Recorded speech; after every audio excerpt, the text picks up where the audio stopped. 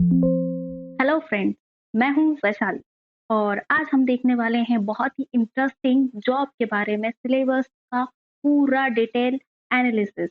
हम लोगों ने ये लिखा ही क्यों है कि डिटेल एनालिसिस सिलेबस का हम देखेंगे पूरा डिटेल एनालिसिस जो कि आपके लिए बहुत ही ज़्यादा यूज़फुल रहेगा और आपको ये पता चलेगा कि हमें पढ़ना कौन-कौन से चैप्टर है और हम देखेंगे इसमें इम्पोर्टेंट चैप्टर्स कि आपके लिए इम्पोर्टेंट चैप्टर कौन से हैं, आपके ज़्यादा मार्क्स कवर कौन से चैप्टर करेंगे और हम बताएँगे आपको राइट प्रिपरेशन कि आप राइट प्रिपरेशन कैसे डायरेक्शन भी मेन चीज़ ये नहीं है कि आप मेहनत कितना करते हैं, आप ये चीज़ है कि आप स्मार्ट वर्क कितना करते हैं और किस सही डायरेक्शन में आपकी मेहनत जा रही है कि नहीं, ये बहुत ही ज़्यादा इम्पोर्टेंट रोल प्ले करता है आपके बहुत वो सिलेक्शंस में।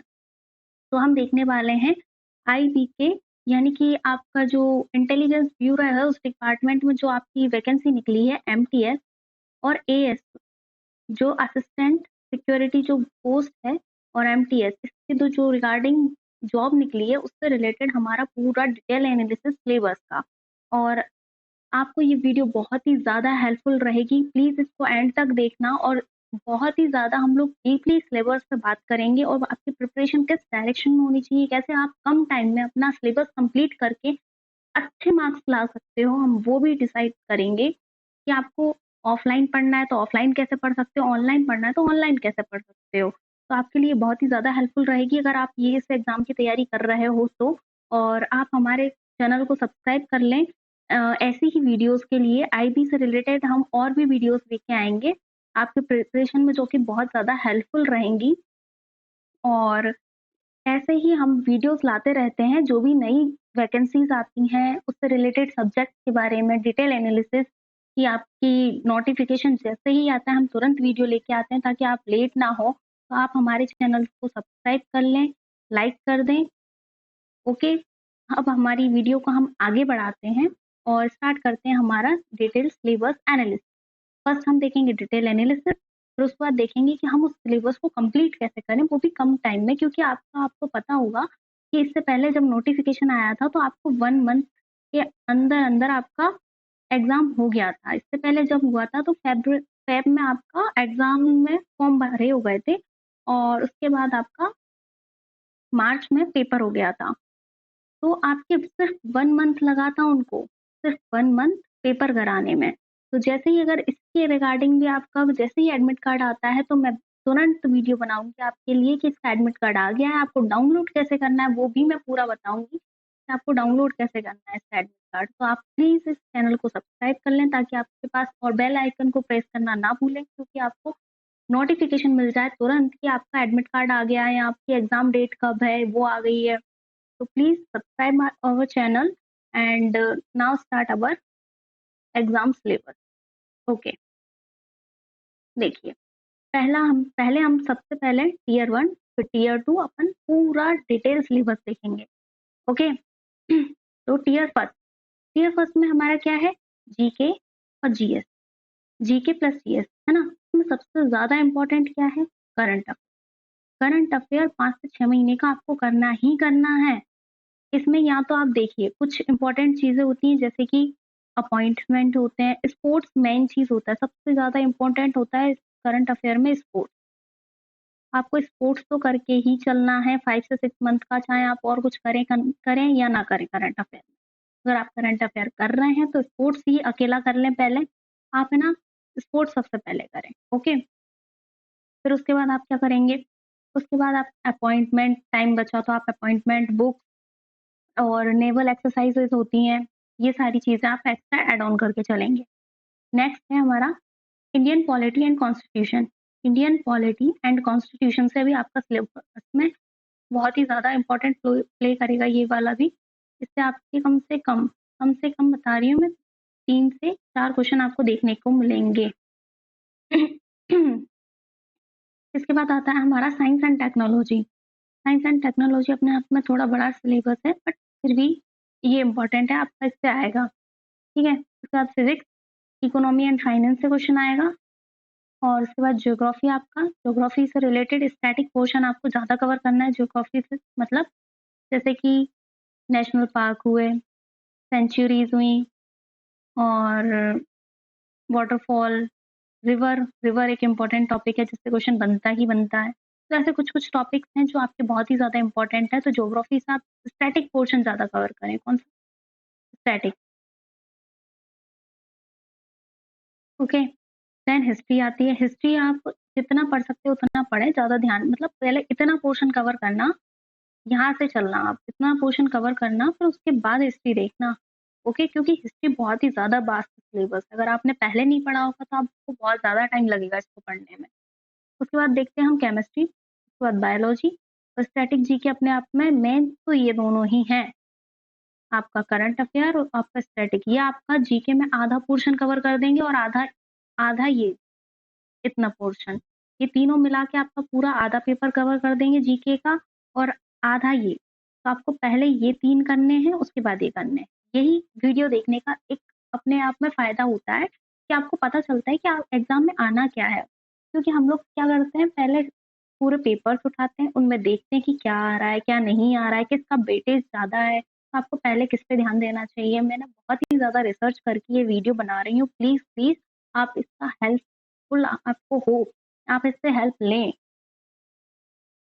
और मैं जो लास्ट में बताने वाली हूँ वो बहुत ही ज़्यादा इम्पोर्टेंट रहेगा आपके लिए, तो प्लीज़ एंड तक ज़रूर देखना वीडियो, ओके? और नेक्स्ट है हमारा फर्स्ट पार्ट हो गया जीके, देन रीज़निंग। रीज़निंग में क्या है? Logical Venn diagram, missing number, paper cutting. Reasoning बहुत ही ज़्यादा नॉर्मल आएगा। कैसा आएगा? नॉर्मल। तो आपको ज़्यादा टेंशन लेने की ज़रूरत नहीं है। बट फिर भी एक बार अगर आपने पहले पढ़ लिया है तो इसको रिवाइज़ कर लेना कि इसके सीरीज़, अल्फ़ाबेट सीरीज़, एनालॉजी जो ब्लू कलर में है ना वो ज़्यादा इम्पोर्टेंट है। ये आप एक बार मतलब प्रैक्टिस कर लेना क्योंकि इससे रिलेटेड आपको प्रैक्टिस की ज़रूरत है। Paper completion, cutting coding, decoding के आपको थोड़ा प्रैक्टिस कर लेना। ब्लड रिलेशन आएगा आपको, एनालॉजी से क्वेश्चन देखने को ही मिलेंगे आपको, अल्फ़ाबेट टेस्ट ये ऐसे टॉपिक है जिनसे आपको देखने को मिलेगा ही मिलेगा। है ना? इक्यू और dies, mirror image, water image, counting of figure, ये सारे इम्पोर्टेंट है बट ये ज़्यादा इम्पोर्टेंट है जो ब्लू वाले से लिखा है तो आप इनको ज़्यादा अच्छे से प्रैक्टिस कर लेना। बाकी देख सबको ही लेना, ओके? रीज़निंग में ज़्यादा कुछ बताने को नहीं है, क्योंकि रीज़निंग सबका ही हो जाता है, इसमें कोई कॉम्पिटिशन नहीं है। मेन कॉम्पिटिशन बनाता है हमारा जीके और इंग्लिश। इसमें हमारी कट ऑफ डिसाइड हो जाती है कि जिसका अच्छा पेपर गया है, उसके ज़्यादा मार्क्स आ जाते हैं इनमें और नहीं, ये दोनों सब्जेक्ट बिगड़ते हैं आपके। नेक्स्ट हम देखेंगे मैथ। ये भी अपने आप में मार्क्स गेन करने का बहुत अच्छा है क्योंकि इसमें आप आउट ऑफ ला सकते हो, है ना? मैथ मैथ्स में time, speed, distance, profit loss, discount, ratio, proportion, average, what in scheme, SI CI, LCM, HCF, mixture and alligation, partnership, percentage, complementary angle, pipe and cistern, and problem on age, time and work, mensuration, DI, trigonometry, height and distance, histogram, frequency, bar diagram, pie chart. Okay, अब इसमें भी आप क्या देखेंगे? इसमें आप ये blue blue वाला देखेंगे। ब्लू से जो लिखा है ना, ये आपका मोस्टली इम्पोर्टेंट है कि आप इसको तो करके ही जाना। अगर आपका मैथ्स कमजोर भी है तो आपको ये तो आने ही चाहिए। मेंसुरेशन के आपके फॉर्मूला रिवाइज कर लेना। फॉर्मूला बेसिक क्वेश्चन आएगा, इससे ज़्यादा टफ नहीं आएगा क्योंकि इसके मैंने पेपर्स देखे हैं, ज़्यादा टफ नहीं आते, सिंपल क्वेश्चंस आते हैं इसमें। बार डायग्राम एंड पाई चार्ट आपको देख के जाना है कि आपको कैसे सॉल्व करना है। ये बहुत ही ज़्यादा बेसिक से क्वेश्चन होते हैं। ऐसे ही सीआई अगर आपको अच्छे से आता है तो आप इसको रिवीजन कर जाना, है ना? और उसके बाद रेशियो का क्वेश्चन आपको अच्छे से आना चाहिए। प्रॉफिट लॉस से आएगा ही आएगा, आपको एक क्वेश्चन डिस्काउंट से भी आएगा, ओके। और ये प्रॉफिट लॉस में डिसऑनेस्ट शॉपकीपर होता है, एक वो वाला जो इम्पोर्टेंट चैप्टर है। डिसऑनेस्ट शॉपकीपर तो आपको हमारी एक इसी चैनल पे एक वीडियो डली है डिसऑनेस्ट शॉपकीपर से रिलेटेड, अभी कुछ टाइम पहले ही। उससे आपका पूरा ये कवर हो जाएगा, उससे बाहर एक क्वेश्चन नहीं आएगा, तो आप वो भी देख सकते हो, है ना? तो आपका ये एक टॉपिक कवर हो जाएगा। नेक्स्ट हम चलते हैं इंग्लिश पे, ओके। नेक्स्ट हम इंग्लिश का देखते हैं। इंग्लिश अपने आप में बहुत ही ज़्यादा इंपॉर्टेंट सिलेबस हो जाता है क्योंकि आपका इंग्लिश प्री प्लस मेन यानी कि टियर 1 और टियर 2 दोनों में आने वाला है फॉर एमटीएस। एमटीएस के टियर 2 में आपको इंग्लिश देखने को मिलेगी, तो इसलिए आपको इंग्लिश अगर बहुत ही ज़्यादा ध्यान देना होगा क्योंकि इंग्लिश अपने आप में इम्पोर्टेंट रोल प्ले करेगी। आपको सिनोनिम एंटोनिम याद होने चाहिए। स्पॉटिंग एरर आपकी प्रैक्टिस होनी चाहिए बहुत ही अच्छे से कि आपको देखते से ही एरर समझ में आए कि हाँ इसमें ये एरर है। Parajumble, reading comprehension, cloze test आना ही आना है, एक पक्का है। सेंटेंस इंप्रूवमेंट आने हैं, fill in the blank, idiom phrases, one word, active passive voice, preposition. देखिए, अब इसमें जो जो आना ही आना है उस वो ब्लू से, सिनोनिम एंटोनिम आते ही है, स्पॉटिंग एरर आता ही है, क्लॉज टेस्ट अपना एक आना ही है, पैराजंबल भी आ सकता है, इडियम फ्रेजेस भी आती हैं हमेशा। आपका एक्टिव पैसिव वॉइस आजकल बहुत ज़्यादा ट्रेंड में है, तो ये भी आएगा ही आपको। तो आपके ये कुछ टॉपिक्स हैं, ये आपको पहले करने हैं और बाकी के बाद में करने हैं। एक ही प्रोपोजिशन आप रिवाइज कर लेना, अगर आपको फिक्स प्रोपोजिशन याद हो जाए तो प्रोपोजिशन से आपको क्वेश्चन देखने को मिल सकता है।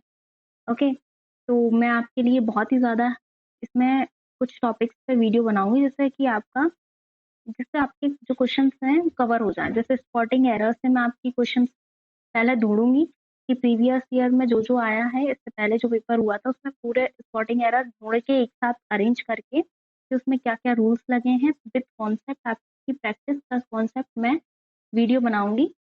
तो आपके लिए बहुत ही ज़्यादा हेल्पफुल रहेगी क्योंकि कॉन्सेप्ट वही रिपीट होते हैं सेम एग्जाम में, तो वो आपके लिए हेल्पफुल रहेगा। तो आप सब्सक्राइब करके रखना ताकि आपको पता चल जाए मैं जब भी आपके लिए वीडियो डालूँ।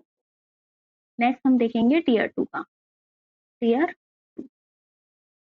टीयर 2 का सिलेबस देखते हैं। टीयर 2 के लिए आपका एमटीएस और ऐसे दोनों के लिए जो मोटर मैकेनिकल मैकेनिज्म की जो पोस्ट है ना, ड्राइविंग टेस्ट, उसके लिए ड्राइविंग टेस्ट होना है।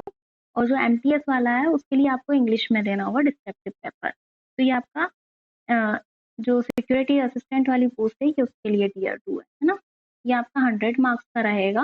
वो वाला टेस्ट जो टीयर 1 है वो भी आपका 100 मार्क्स का रहेगा और उससे आपकी फाइनल कट ऑफ बनेगी। और जो सिक्योरिटी असिस्टेंट है उसके मार्क्स इसमें ऐड ऑन होंगे, बट एमटीएस के मार्क्स ऐड ऑन नहीं होंगे। सिक्योरिटी असिस्टेंट के लिए जो आपको पोस्ट मिलेगी वो 150 में से कट ऑफ बनेगी और जो आपकी एमटीएस की कट ऑफ बनेगी वो 100 में से बनेगी। ओके, तो minimum cut off marks 40% for the tier 2 examination. आपको मिनिमम 40% तो लाने ही लाने हैं इसमें, है ना। Candidate would be required to drive a motor vehicle as an instruction by the instructor.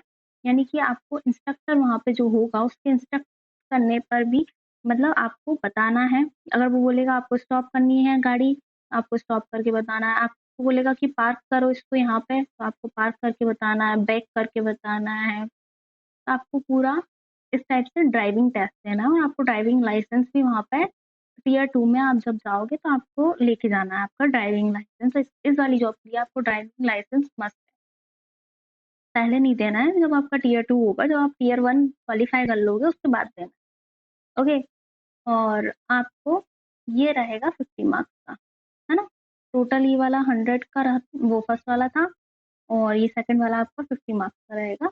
Okay, next हम देखेंगे अब एमटीएस का टीयर 2। अब ये एमटीएस वाला ऐसे का हो गया है, descriptive total test on English language and comprehension. ये आपका डिस्क्रिप्टिव टेस्ट होने वाला है इंग्लिश और इंग्लिश लैंग्वेज के लिए। Basics of English language, its vocabulary, correct grammar, structure, synonyms, antonyms, correct usages, ये सब कुछ आएगा आपका। कॉम्प्रिहेंशन इन पैराग्राफ 150 वर्ड्स का आएगा राइटिंग करने के लिए, है ना। कॉम्प्रिहेंशन और पैराग्राफ राइटिंग करने के लिए आपको 150 का आएगा। और आप टीयर 1 क्वालिफाई कर लोगे तो मैं आपके लिए इसकी भी राइटिंग टेस्ट के लिए भी आपके लिए बहुत ही अच्छी सी वीडियो बना के लाऊंगी कि आपको कैसे लिखना है, कैसे आपको मार्क्स मिलेंगे। पहले आप टीयर 1 तो क्वालिफाई कीजिए, है ना, उसके बाद। और टीयर 2 इसमें क्वालिफाइंग मार्क्स है ओनली 20, इसमें क्वालिफाइंग मार्क्स थोड़े कम है, उसमें ज़्यादा है ना। ये तो आप समझ गए होंगे।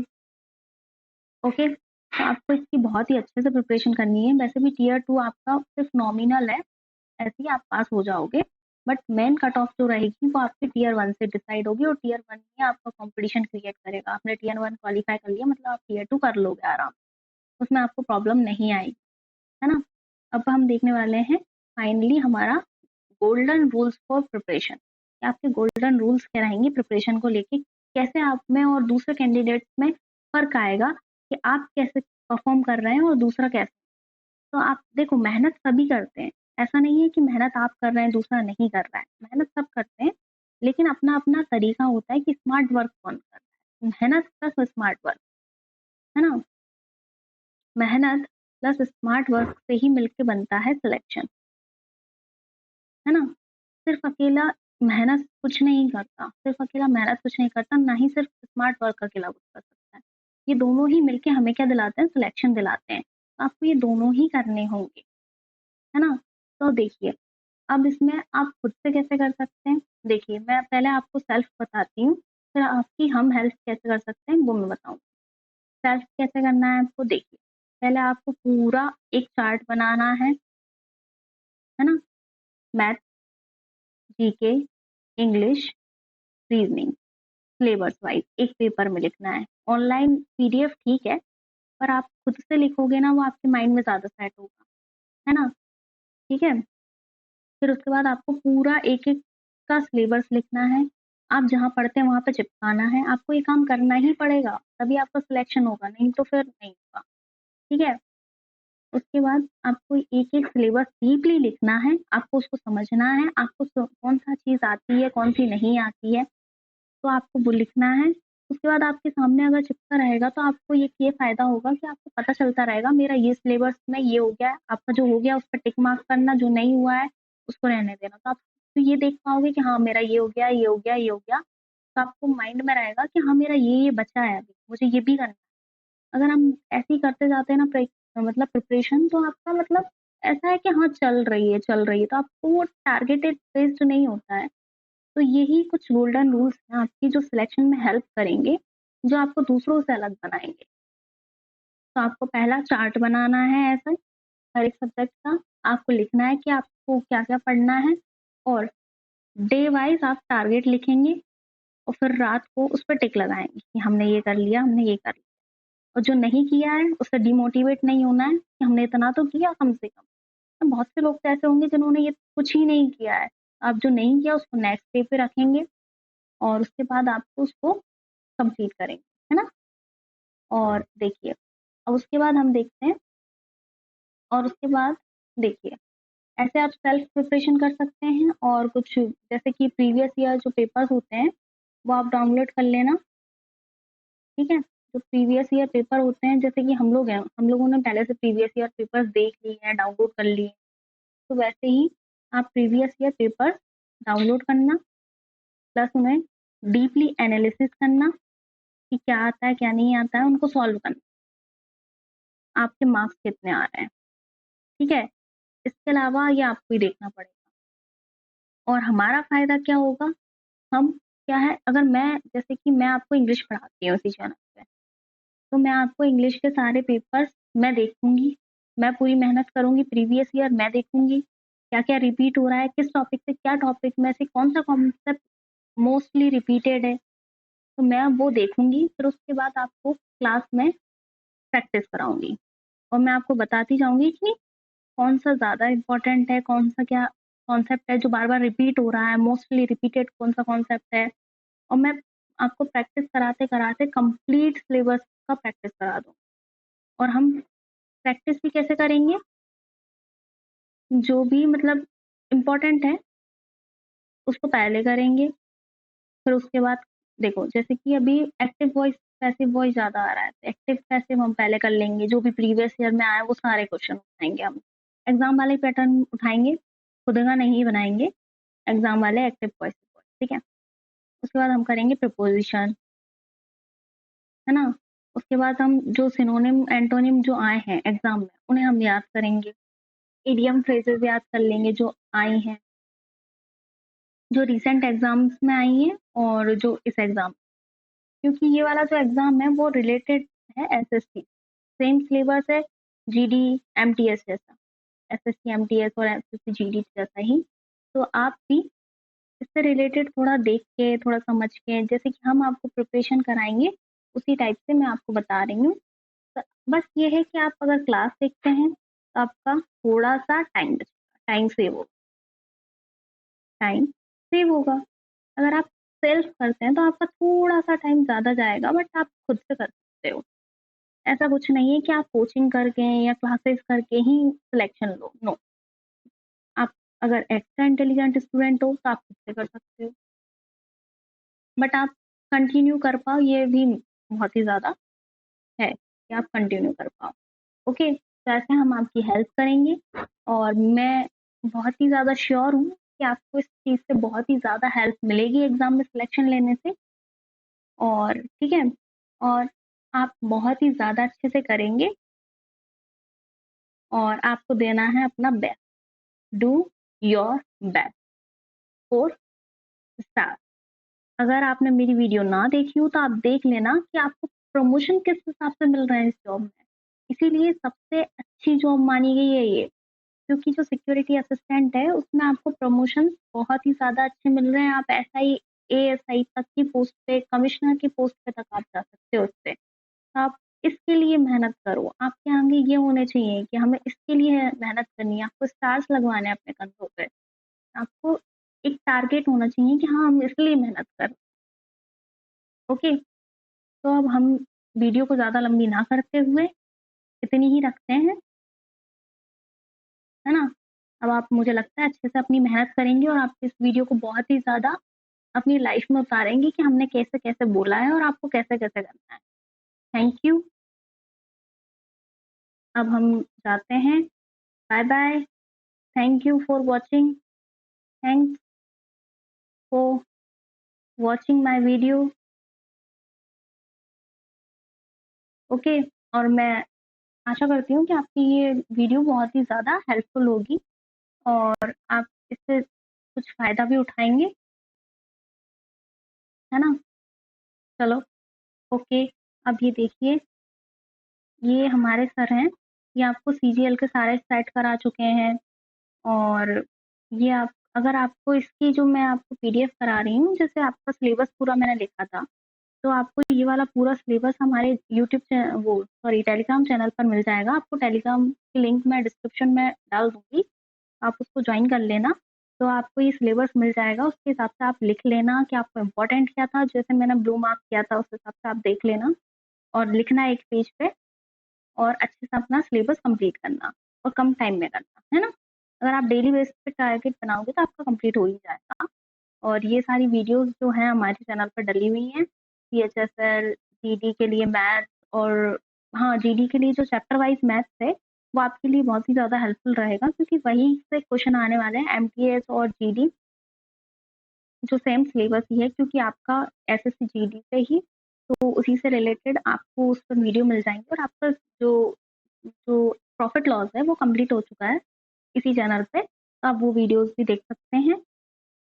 ओके, और मैं कराऊँगी आपको complete practice. Thank you so much. Bye bye.